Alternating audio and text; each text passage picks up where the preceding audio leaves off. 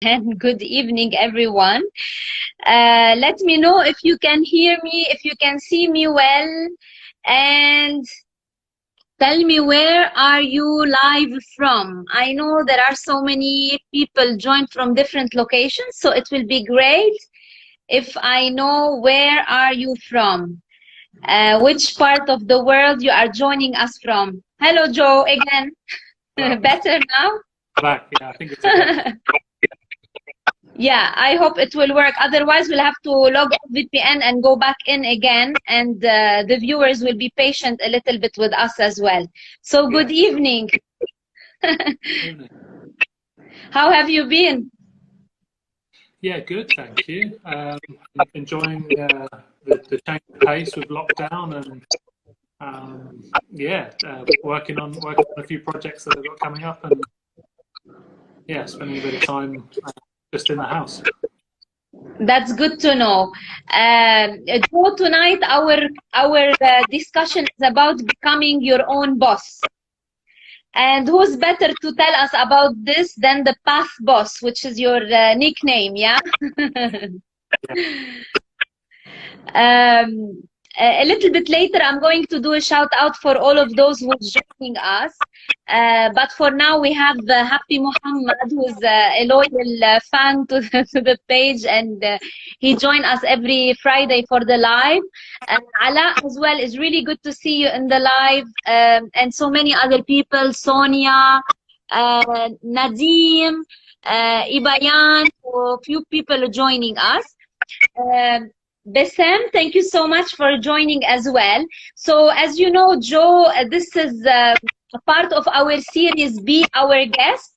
So you are my guest on this show, and as well we have a lot of our viewers who are our guests for an hour. And we would like to discuss with all of those people who are joining us a very important topic, especially now that, you know, we all live through this, unusual time where we saw so many careers have become obsolete in one day. People, they have the job insecurities, a lot of confusion about what's happening tomorrow, what I'm gonna do, what's next for me. I know many people in the airline industry, they got hit big time, and I was in the airline for a very long, 6 years of my life I worked for the airline. And you know, if you work for an airline and if you are so passionate about the job and suddenly you find yourself, you lost this job while you had so many dreams to do it, what do you do? Where do you start from? And, you know, all of these struggles. Today, we want you to enlighten us where to start from, how can we become our own boss? And we know that, you know, personal leadership is now really key for everybody. So how can we become our own bosses? How can we craft this new career? I know 1 hour is not enough to talk about this, but we're really looking forward to hear from you some guidelines, some tips, and some framework, if you want, where to start from and what are the key steps that we should take. Sure. Yeah, it's as you said, it's a massive topic, and it's a really critical time to be discussing it as well, with people being made redundant, and I think just the general realization that the career that we once thought was kind of the safer option isn't necessarily the safest option, and actually developing yourself so that you know how you can make money at any time is going to be the most kind of the safest path for you. So developing those skills around, you know, whether it be developing some sales and marketing skills, which are critical if you want to be able to generate on your own, if you need to. And the other thing is, I think I've spoken to a lot of people who have been in the UK who have been furloughed from their jobs, and they're saying that they've never been happier just to be at home, to not be at work. And I think it's made a lot of people realize actually their job, it wasn't the thing that they thought it was, you know. And I've kind of been shouting out for the last couple of years, there's a different way of doing it. There's a different way of living. Creating your own business is just one of the ways that you can escape a job that you're not enjoying, or a job that no longer exists for you. So yeah, it's a really good topic and a big topic to get into. Did you want to? Is everything okay? Is the sound okay? It's all good. A little bit cutting. I don't know if the viewers can enlighten us if they're seeing us, if they are hearing us properly. Do you see me all? Because some people are saying they see half of me. Do you see me all? I can see all of you now. Yeah. You can see all of me. Perfect. Okay. Yeah. You sit up, I'll probably use some of your head. Before it was half, yeah? Now it's fine. Yeah. Yeah, okay. My hair is too big to fit in one screen. Yeah, I don't have that problem. Yeah, exactly. So we make up. Anyways, so your connection is fine. Can you hear me? Yeah, it's fine. Okay, cool. If you have any other connectivity around you, maybe you can switch off. I switch off the other connections so we can focus on one. It makes it easier. Muhammad, I hope you are always laughing. That's good. Okay, so Joe, I experienced something personally. In 2003, I took the leap of faith and I decided to step out of the corporate world and be my own boss. To be honest with you, I did it really with an instinct. You know, I'm in people development, so I work on strategies, I train on business development. So I actually jumped into the unknown. And I wished back then there was somebody to really give me a few tips on what is the right way to do it, because it took me a long way to learn. So I learned by doing, by making mistakes. And you know, we don't need all the time to make mistakes to learn. We can learn from someone else. So learning from you, if you need to start, what is the process? From where do I start from? I need to be my own boss. Let's say I'm stepping out of the corporate world. There is something I like to do. Where do I start from? Yeah, I think so. Every case is unique, right? So depending on your immediate need for income, that's going to primarily drive what direction, what steps you take. We talk about a theoretically kind of ideal process that has less restraints on it. We're talking about spending a lot of time working out who you are, analyzing yourself in many different ways and understanding what your drivers are, what excites you, what your strengths and skills are, what's important to you. And I think really spending a good amount of time working out understanding your personality, and all of these different aspects that come from psychology and from all sorts of places, understanding who you are. And if you're going to start your own business, understanding your kind of entrepreneurial profile. What is it that you want to be doing on a day-to-day basis? I think one of the mistakes that a lot of people make when starting their own business is they start a business that they then end up tracking and they end up doing stuff every day that they're not enjoying. So actually looking forward to what I want to be doing on a day-to-day basis that's going to make me happy is a really important to take. And that can take a little bit of time to uncover, especially if you've been working in a job that doesn't fulfill you, doesn't satisfy you, and you maybe don't quite know what those things are, but they're in the process to find that out. So finding your purpose is the starting point, if we can sum it up. So really why you want to do what you are doing. It's not always about the money. I mean, I always say it's not monetary my biggest motive. You know, I can do what I do, even sometimes for free, because it's my purpose. I'm intrinsically motivated to do what I do. Not all the time for free. Yeah. I mean, I need to put bread on the table, but you know, not only monetary purpose. So finding the purpose of what makes you happy. So doing something that, you know, purpose. Yeah, for sure. I mean, the idea of motivation is one that gets talked about a lot, but essentially motivation is what you need to do something that you don't want to do. Like, I don't need motivation tomorrow night to turn on the television and watch Manchester United play in the football. I don't need motivation to do that. That's just going to happen because I love doing it. So where you have habits in place, or where you have a love of doing something, that you don't really require any motivation to do it. So you need to find ways to motivate yourself to do the difficult things. But really, the majority of what you're doing should come easily to you. So for me, coaching people one-to-one, or having conversations like this, sharing messages, being in front of camera, thinking of new ideas, reading books, creating concepts and packaging things, all of these things that I'm now doing in my work, I really enjoy doing it. That comes really easily to me. But of course, when you start your own business, I'm hearing that the voice is not good. But maybe I'll just put my... I'm going to get my headphones. That might make it. Is my voice crackling? I'll fill in for you a little bit. So 1 second. I'll get my headphones. So what we are discussing here, for those who joined us, we are discussing becoming your own boss. So today's be our guest, and thank you for being our guest today.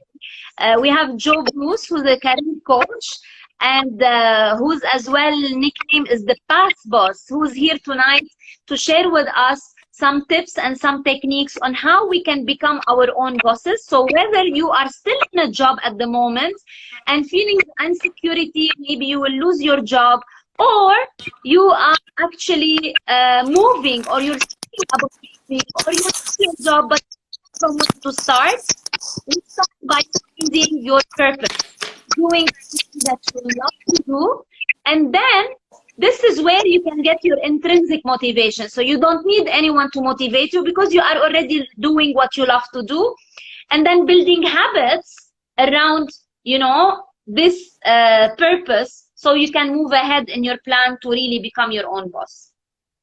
Yeah, for sure. Hopefully my voice is a little bit clearer on this. This slide. Yeah? Much better. Cool. Yeah, so that's one thing. I think the other mistake that a lot of people make is and a lot of the advice that you'll hear is just to focus on your strengths. And I'm a big believer in positive psychology, and a big part of positive psychology is to, is strengths-based, kind of focus on what is it you're good at. So when you're thinking about starting your own business, the temptation is just to go, okay, well, what are the things I'm good at? And then how do I make money from doing those things? The problem with that is that if you've created a life where what you're good at is what you're doing for work, but you're not enjoying that, then it's going to be really difficult for you to then create a business that you love with those same set of strengths and skills. If you've spent your life as an accountant, for example, and you're really good with numbers, you're really good with maths, whatever it is, but you're not enjoying that work, you have more potential inside of you than the current set of strengths and skills that you have at this moment. And so it's important to not so much look at what you're good at, but a better question might be, who is it that you would love to serve? So thinking about who your ideal customer would be in the future. And that creates a bit of a shift from the ego-driven perspective of what am I good at, therefore where will I be comfortable, where will I be able to easily achieve things, through to who do I want to serve, who am I passionate to help or to entertain or to inform, whatever it is you want to be doing. And once you've found out who that person is, you can understand what their challenges are, and then you can start to think about how your strengths match their needs or can help with their needs. And I think that just changing it around for a little bit of time can that can create a shift for people that can inspire them. Well, yeah, maybe I really enjoy working with kids. I love entertaining children, or maybe I love helping people. The best part of your job might be when you help someone with their IT issue, or maybe you love addressing just when you're in the boardroom talking to the VPs or whatever. Finding out who you love serving, who you love helping through your work and in your life in general, that can be a foundational point for starting your own business. Very good. So to sum it up, find your purpose, build habits around it. Not only look at your strengths, look as well at who you would like to serve. So check who is your niche, yeah? And we cannot serve, then we end up not serving anybody, right? Yeah. So you can for everybody. And these people, they mistake having a diversified business and having a specific niche. So this is something as well people needs to have an awareness about. It's important you focus on a niche and provide different services for this niche, right? Is this what you meant? Yeah, I mean the niching down is very important. So there's two ways to grow a business. One is to niche down, and the other is the opposite of that, which is scaling up. And typically, scaling up is done by a business that has a lot of capital, a lot of resources to invest. So if you look at some of the let's take a big chain of gyms, right? They're going to cater to lots of different people because they have the capital and they have the property size, maybe, in order to cater to lots of different people from different walks of life, different classes, but they have the scale to do that.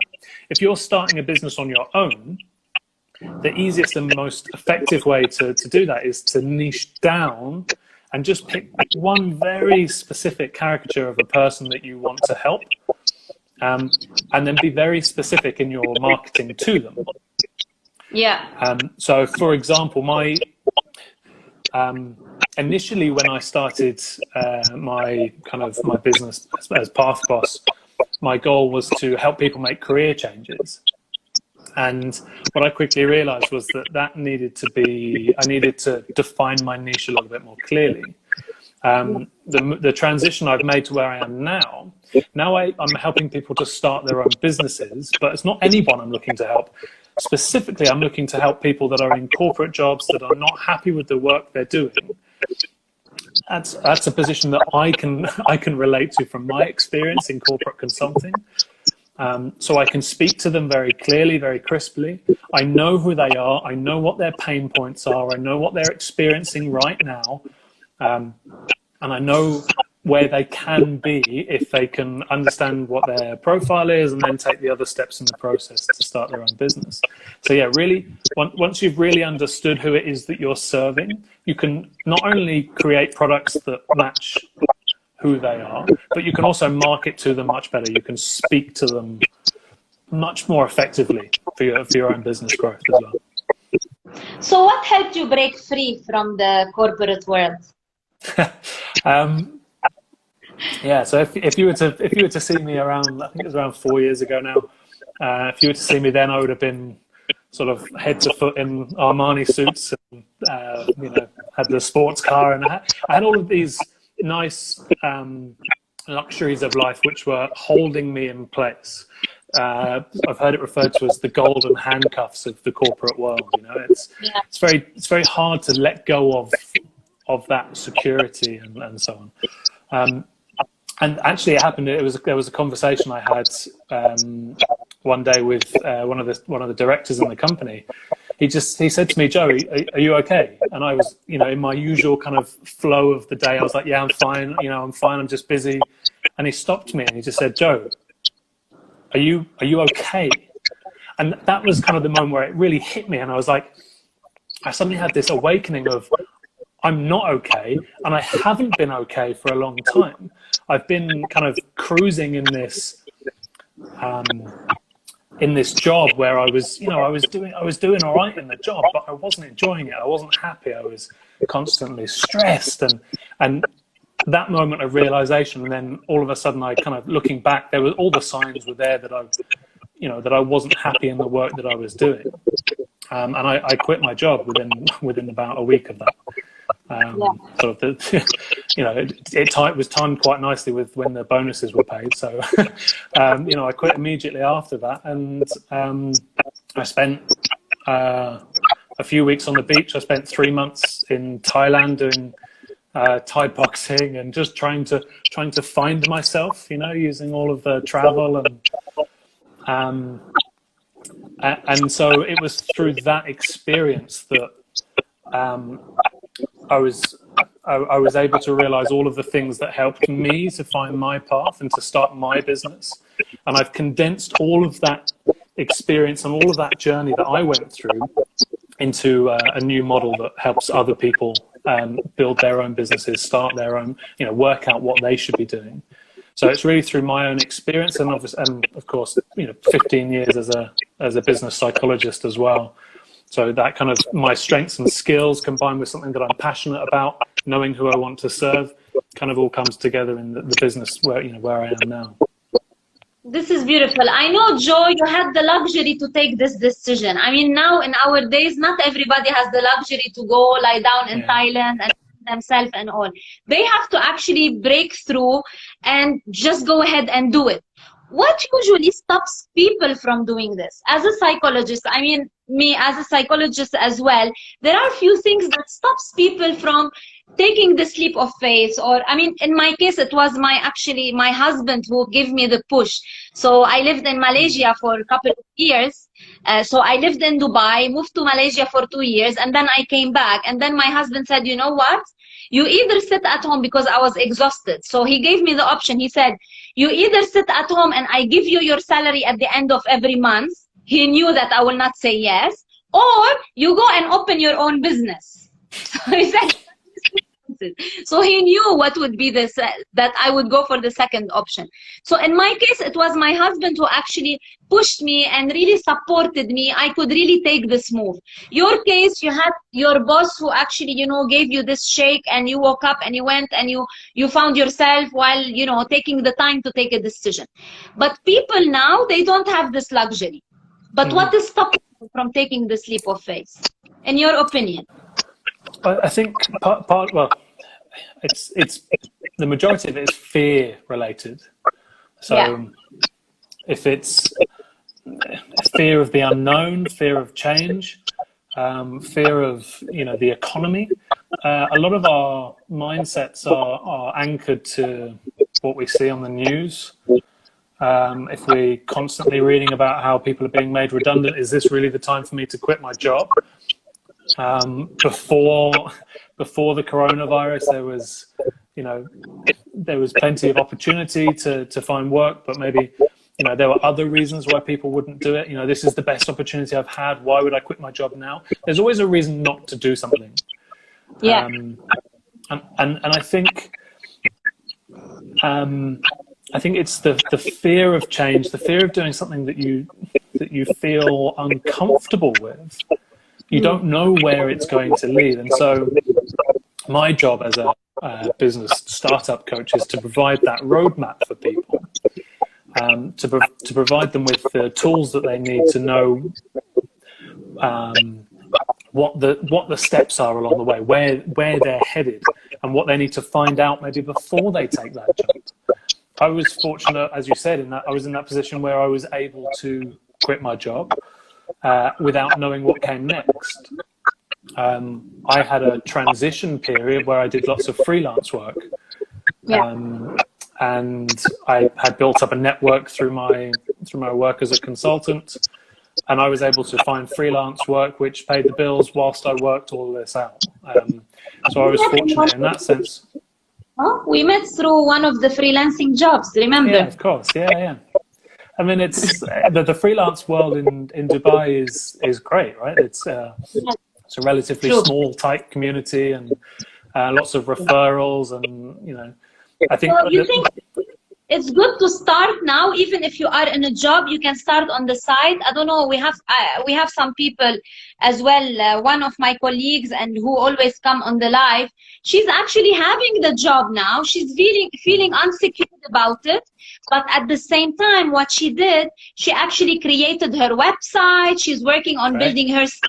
So at the same time, simultaneously, she's not just, being afraid and scared and holding into the job. She is living this. I don't say no. She's feeling insecure, but at the same time, she's doing something else about it. Yeah, for sure. So exploring at the same time, because not everybody can afford just to live, they have responsibilities. They need the salary, even if it's reduced. So starting at the same time, identifying what we spoke about, what else I could do. You know, even me now, I always ask myself this question. If I don't do what I'm doing now, which I really love, what else could I have done? You know? So really yeah, I mean,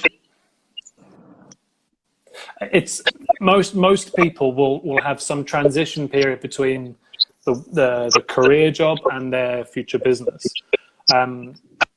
A lot of the, you know, as you said, your friend who started their Instagram account, you know, testing out different ideas, testing out who you want to serve, trying to find out, answer all of these questions. What's most important to you? What do you enjoy doing? You know, when you're not working, what is it you enjoy doing? Is it being creative? Is it being entertaining? Is it being informative to people? Finding out where you get those, where you get that pleasure from, and testing the market, and you can start to grow your own business now. You know, on the weekends through an Instagram account, through a YouTube channel, through a whatever it might be. So if you don't have the resources to quit your job and take that time, then it's about being resourceful enough to optimize your time outside of work. This is my other guest as well. My dogs are barking as well. I apologize. Hey, you can. Okay. Okay. So take them down, please. Okay. So I'm alone now because my husband is in a different country. My helper is away. So today is a little bit of juggling. But I want to say something about those who actually lost their jobs, Joe. So at the same time, if you lost your job, you need to look what you have as resources. So some people, they lost their jobs. I know people who are captains, you know, who actually pilot of an aircraft. And they are in their, you know, 40s. Yes, okay, they didn't get the chance to build another career because being a pilot takes so much time to study. And then, you know, you think that you're going to retire as a pilot, but suddenly you lost your job. There is no other airline to hire you. What would you do? What would you do? How do you start? I mean, it's difficult, isn't it? So it depends. So starting your own business isn't for everyone. So there are different options as well. So, but one thing to bear in mind there is if you're 40 and you've just lost your job, you have another 20, 30 years left to work. Yeah.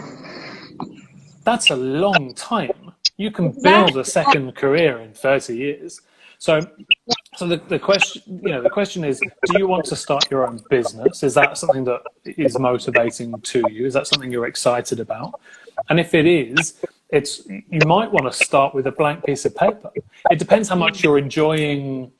Let's take this pilot as an example. There needs to be a process of discovery of, you know, was piloting the planes, you know, was that still motivating to that person? Did they still enjoy doing it? And do they want to stay in that same field? Or actually, is this just an opportunity for them to break free and do something completely different with their lives? So there's two very different paths that can be taken. With my career change, I thought I was going to go in a completely different direction, but I realized that actually the work I've been doing was still enjoyable. It just was the environment of being in corporate that I wasn't enjoying, and so I wanted to be my own boss. So I've taken all the things I learned from my career and I've just applied those skills and abilities in another way. So there are plenty of other ways that a pilot, with all of that information they have, with all of those skills and experience they have, that they could make money in that same industry if they're resourceful enough to think about what are the other needs, who do they want to serve, you know, whether it's future pilot training or whatever. You know, it's not my area of expertise, but it's for that person to be resourceful enough to find opportunities if they want to stay in that industry. Yeah, so looking basically at their skills as well and what they can offer. So you may have lost your job, but you have built a set of skills throughout these years that can serve you in a different place. And this is something important. So, Joe, I know maybe I'm going to be a little bit more curious than I should to ask you a little bit about, you know, the high level of the process. I mean, this is, you know, you go deeper and into more details when you work with your clients, when you work directly with people. But if we want to take some bullet points related to the high level of the process, other than the things covered, if you can take us through briefly through this process with, you know, in a high level way. Yeah, so I have a 4-step process that I work through on my coaching programs and with my coaches. Step 1 is to analyze, which I think we've covered already. This is all of the discovering your own entrepreneurial profile, who you want to serve and all that good stuff. The second part is to aim towards the future. This is where we start projecting into the future and thinking about what would an ideal day look like for you? Where do you wake up? Who are you with? What do you do in the morning? You know, and it doesn't have to be specific, but it has to be visual enough to be, okay, well, I spend the morning reading and learning about something, which I then turn into some kind of informational product. Or, you know, I spend the morning with people in groups, and then I spend the afternoon on my own. You know, whatever it might be, how flexible is that day? Do you like being around lots of people, or do you prefer spending quite a lot of time on your own? Do you want to be living in the country where you are now, or do you want to be living somewhere else? So sort of aiming into the future, thinking about that kind of lifestyle that you want to have. And if you look at people like Tim Ferriss for inspiration, for example, of it doesn't actually, when you write down all of the things that you want to have in the future, whether it's a sports car and a villa in, you know, on the beach somewhere, when you break down how much all of those things cost and look at different ways of getting those things, it's actually often far more accessible than it might seem from where you are right now. So breaking free from those constraints and aiming for the future is the second step. The third step is to address some of the attitude, and you have to kind of look at the psychology of where you are now, the mindsets you have, the level of optimism you have, the level of risk you're willing to have. What are the fears that are stopping you taking action? You have to learn some skills around being resilient. Because being an entrepreneur, starting your own business can be a stressful experience, and the more of those skill sets and mindsets and habits you can build into yourself, the stronger and more successful you're going to be. So the third step is to kind of, I work with my clients on creating some of those useful habits for success, as well as getting some of those resilience and mindset stuff in place. And then the fourth step that I work through is the real practical stuff, which is the activation of their plan. So this is the looking at different business models, so understanding different ways to make money, understanding things like niching down versus scaling up, and different strategies that you can take to be unique in a market, or taking an idea that's not original and applying it somewhere where it hasn't been applied. So, for example, you look at Kareem, it's Uber, isn't it? Uber came first, and then Uber wasn't, thriving in the Middle East. So Kareem comes along, and then you've got an old idea in a new location. And there are so many examples of that. Or you can really innovate something new. So understanding different business models, understanding the key aspects of what a business is, and understanding the financials of your plan and who your customers are. So really getting into the details of understanding how businesses work. You don't need an MBA to start your own business. You don't need to have run a business before. The more information and knowledge and experience you have, the easier it's going to be. But with the right people around you, the resources are available to you to understand the industries that you're going into, without having to spend another 3 years studying. So that's the 4 steps essentially. So there's some practical in there, a lot of looking at yourself and a lot of looking at the future, and really understanding how businesses work. The mindset, a lot lies in the psychology of of the work, because it requires courage, you know. They say that, you know, if you see a successful business, it means someone there took a courageous decision. Yeah. Yeah. Absolutely. So I took a courageous decision to leave the corporate world. Although, you know, I was vice president of human capital, I had really comfortable job. And then I took this leap. I did not have money. And I still do not have a big capital for the business, because my business model is that I hire only freelancers. So I don't have people under my payroll. I don't have to pay salaries.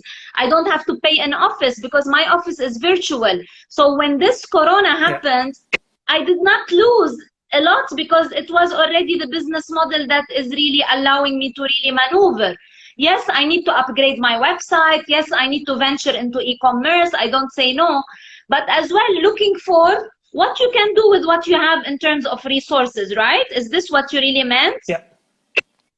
Yeah, absolutely. So a lot of it is around that, and there are ways to make the most of the environment that you're in. So one of the things I look at on the program with my program with people is around trend stacking. So if we look at this current environment and look at the business that you're operating in, one of the trends in the environment that everything is moving to, whether it be a Zoom call or you know, doing things remotely. That's a massive trend that's happening. The trend of human resource investment is still there. Companies still are seeing the value in investing in their leaders, investing in their future talent. So that trend hasn't gone anywhere. Yeah.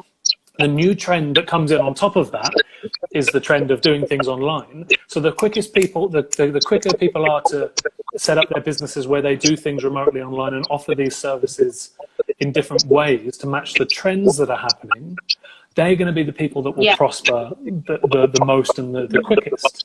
Staying with old paradigms doesn't serve you. So being able to spot the trends and be resourceful enough just to adapt a little bit, and you can be ahead of the game already. Other than courage, you know, I work as well on a concept of mental toughness, and we always say, you know, some people, they are mentally tough, they love challenge, and they deal well with challenge. But we've seen with research and with the psychometric assessment and with the norms and with the different research, that it's not only enough to love to take risks. I want to talk a little bit, because Amr already mentioned a little bit about willingness to take risks. It's not only about taking risks, it's about willingness to learn, right? So for example, I'm trying now to really upgrade my website, right? So I'm taking a risk to invest a little bit money to upgrade my website. But at the same time, if I'm not willing to learn about what is the right option, really look at my competitors, really look at doing a small market study, I'm going to take risk, and maybe I'm not going to make the right choices. So along with taking risks, how important it is really to learn and be adaptable and really learn from your mistakes. I've seen so many people opening one business and failing, second business and failing, fourth business and failing. How important is to learn from this, or learn along the way? And how do we learn? Through what? It's massive. The idea of having a growth mindset rather than a fixed mindset, being willing and active in getting feedback from people, and getting feedback from the right people. Getting the right people around you is one of the most important things you can do. One of the mistakes that I see a lot of people making is they go to their friends and family for advice on business. And, you know, I love my friends and I love my family, but if they're not business experts, then they're not going to be the right people to push me forward. So you kind of have to find out who the people are in your life that fulfill certain roles, because for example, people's parents typically are looking to protect their children. They're looking to, you know, the best thing for them is, you know, maybe stay in that job because it's safe and secure for you. They're looking, their intention is positive inherently, but in terms of helping you push forward, it's maybe not the best advice in terms of business. friends and your friends and peers, they know you for who you are right now, and maybe they don't see the potential in you for the future, compared to a really great coach or a mentor that's used to seeing the potential in people, used to bringing that out of people. So getting the right people around you. The analogy of kind of Michael Jordan, if we think about a basketball analogy, like if our friends and our family are our cheerleaders, yeah, they're supporting us, they're encouraging us. But Michael Jordan wouldn't go to his cheerleaders at halftime to get advice on his 3-pointers. So he goes to his coaches and his mentors for that. So getting the right people around you is super important. Mentors can come in different forms as well. So part of what I do is mentorship.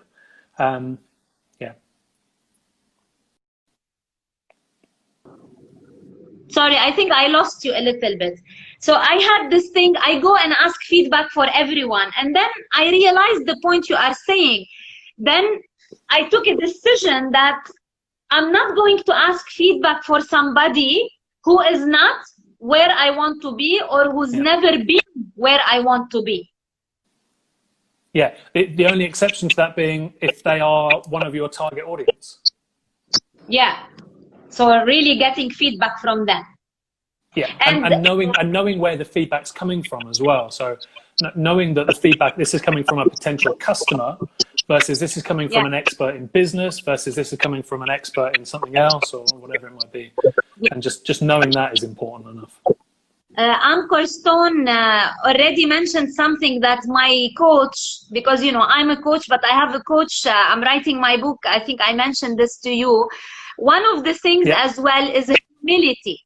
So asking for help when you need it, which is the ego. You already mentioned, touch the ego a little bit. So we cannot know everything. It's not possible. No matter how big or no matter how much we grow or no matter how low we go, we should always have this humility to really ask for help from the right people. So this is a great point, Anchor Stone. I really thank you for highlighting this. So here we go. So for those of you who are not aware, and here in this part of the world, we have to connect through different means of connectivity to be able to connect. So thank you for being with us. Sorry, Joe. I think we both lost our VPN. That's why. So in the meantime, I did a quick recap. Okay, so we have 10 more minutes left. I just want to ask you a couple of questions, and then we can do a quick recap for those who joined us. So what is the future lifestyle that you see after what we're going through, and from your experience, opening small businesses, entrepreneurship? What is the future lifestyle that we should look for, or what kind of niche or what kind of businesses those who would like to start now from scratch should really be looking at? Well, I think there's certainly going to be some of the trends that we've talked about already, like the move towards online delivery of content, certainly in the corporate world. There's going to be a lot more people working from home, and I'm not quite sure what that's going to open up the door for, but I'm sure there's going to be some shifts that are going to take place that are going to create new opportunities that somebody's going to need to fulfill. There's all sorts of progress in terms of technology that's ever evolving. So I think staying on board with whatever your interest or expertise is, and just picking up on what those trends are early, and really if you can really be into your niche area, and just be there before anyone else. So if you're a social media influencer, it's absolutely essential that you're on the platforms that are picking up and gaining momentum. If you're working in renewable energy, then it's absolutely important that you're ahead of the curve in terms of the trends that are coming into place there. And you can start thinking of ways to create businesses around those trends. That's really the easiest way to get ahead real quick. But then there's also the sort of segment of people that are just looking for another way to make a little bit of income. Certainly in Dubai, I've seen a lot of people starting their own businesses, making their own jewelry, or reselling things online, or it's pretty straightforward enough nowadays to create your own e-learning program. If you have a niche area of expertise, you can put that into a program and stick that up on one of the existing platforms for that. There's all these different ways that you can create a micro business for yourself, even just to gain a little bit more, a little bit of side income until you really figure out what it is you're going to do. Mahdi is just mentioning, one of our viewers as well, Mahdi is mentioning that helping each other and, supporting each other, looking for where can I add value. This might be a great business. And I think Larissa, who's a colleague and a fellow author who's part of our tribe of authors, would have heard this a lot, that, serving is the new selling. So really finding how can you serve the community? How can you add value is going to really help you sell. I give a simple examples, and some of the colleagues here, Amr, Sofia, Binosh, some people who already joined some of the webinars that I've conducted. I've done a couple of webinars really for the pure purpose of supporting the community and giving some tips and some techniques, really for pure helping the community. And then I ended up, after providing this kind of support for the community, landing some business which is really on the backbone of what has been done. So do not hesitate of serving, of supporting, but really for the purpose of serving, because this way you can help. Another lady who is a designer for clothes, I buy the clothes from her for my daughter. She just decided from the leftovers of the material to create masks. And now she grew an amazing business of masks. Just by serving the community, she got an overwhelming amount of people who actually wants to pay for her masks. That's amazing. Again, it's just seeing the trends. If you can see what people are going to need and you have a skill set that can provide and fulfill that need, then you are positioned to make money from that. And I think people make the idea of starting a business way more complicated than it needs to be. Essentially, it's somebody that has a need or a want, which is your customer. You have to find a product or a service that fulfills that need, and then you just need a way to collect the money and deliver the service or product. It's no more there are complicated issues within that, but in essence, if you have those three things in place, then you have a business. It's very easy these days to fulfill the mechanism of the exchange with all the online platforms that exist, online trading and all of these things. But really, I think this is why the psychology is such a big component of my programs, because it's the courage to take those steps, the readiness to accept the feedback that comes and to learn and have that growth mindset, learning from your own mistakes and being willing to invest time in the right things. The mindset is really important for those things, but it really is as simple as just having a product or a service, someone that needs that product or service, and a way to deliver it to them and take their money. I think people overcomplicate it, and people maybe look at bigger businesses and say, well, I could never do that. And again, it's these mindsets, it's that little voice in our head that that catches us out and trips us up so often. We tell ourselves, we limit ourselves so much. And I see so many great people with great ideas, great experience, great ability, and they're stuck in an office, delivering that expertise under somebody else's banner and taking a fraction of the reward that they could be if they just went out on their own and were brave enough. But it's not just being brave, it's also being willing to do the work, right? It's about being willing to put the effort in and take a little bit of risk to gain a lot of reward. Beautiful. Joe, we ran out of time. My God, it went super fast this hour. But I'd like us to sum up in these 4 steps that you covered for us, the process, just briefly. And in the last 4 minutes, just give us a quick, recommendation for all of we have 33 viewers, which is amazing, although we cut it twice. But what can you tell somebody who is, you know, planning to move or stuck about to move? What are these high-level recommendations you would give those people? So step one is to spend a little bit of time understanding what's most important to you, what your values are, what your personality is like. There's free questionnaires online. If you want extra tips or links on that, then just contact me. I can send them out. I'm sure you have some as well. But really discover who you are, what your kind of profile is, and what gives you energy in the morning, and who you want to serve. Really spend that time thinking about who you want to serve and what skills and strengths you have.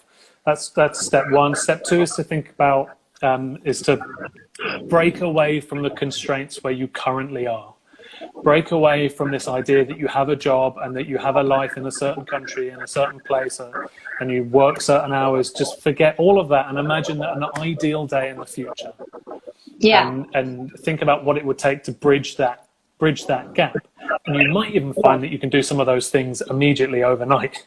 Some people have found that they're able to do a lot of that just by working from home. And maybe that's enough to satisfy some people. So analyzing where you are, aiming for the future, spending time developing that mindset, those resilience, making sure that you're learning and growing and getting good at accepting feedback from people. So developing that mindset. You might need a coach for that. You might need a mentor for that. Or you can just be reading really good books.